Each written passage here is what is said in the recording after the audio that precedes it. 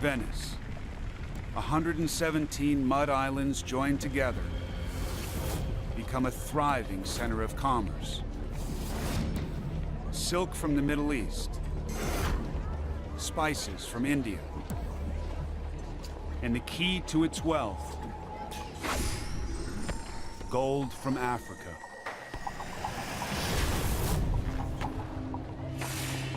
A young Venetian, Pietro Venier, hoping to get rich as a partner in a bank, the Priuli brothers.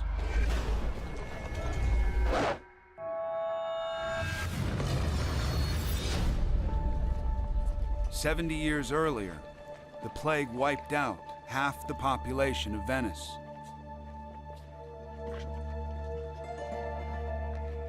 But in the story of mankind, disaster creates opportunity.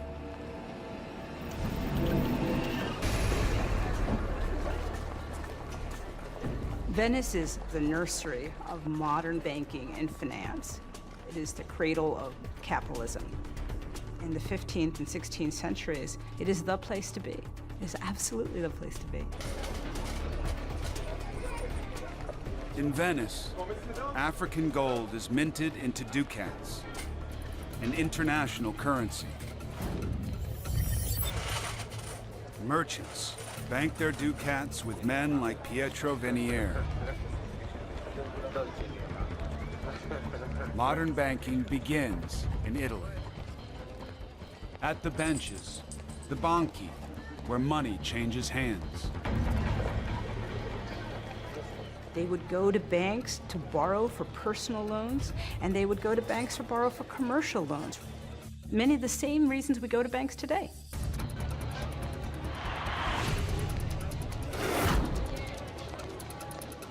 But Venice is a magnet for the disadvantaged, lured by its wealth. Enrico, an unemployed migrant, hungry and tempted.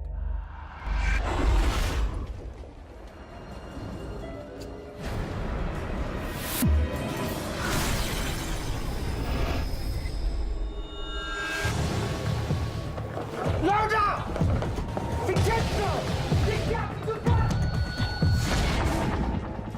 340 ducats, over 2 pounds of gold.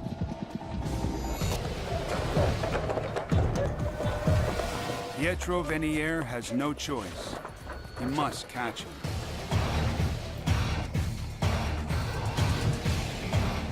When the trust in your banker disappears, the banker's future has disappeared. His word doesn't count for anything. His promises don't count.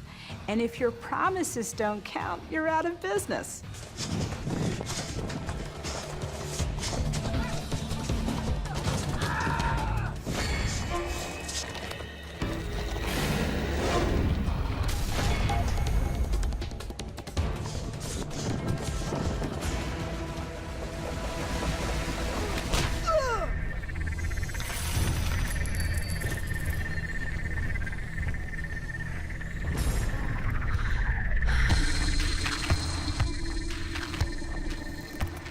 The authorities hang Enrico.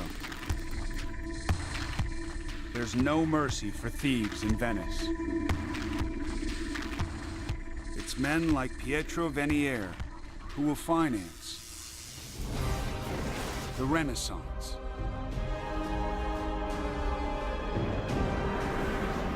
The greatest flourishing of learning and culture mankind has ever known.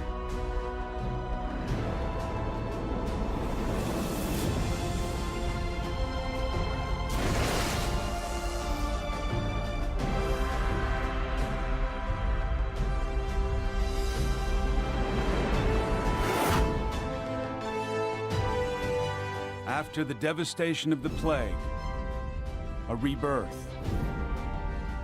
We have works of art, works of architecture, palaces, schools, academies. All of the human arts flourish where banking flourishes. They were buying collections for themselves, but they were meant for eternity.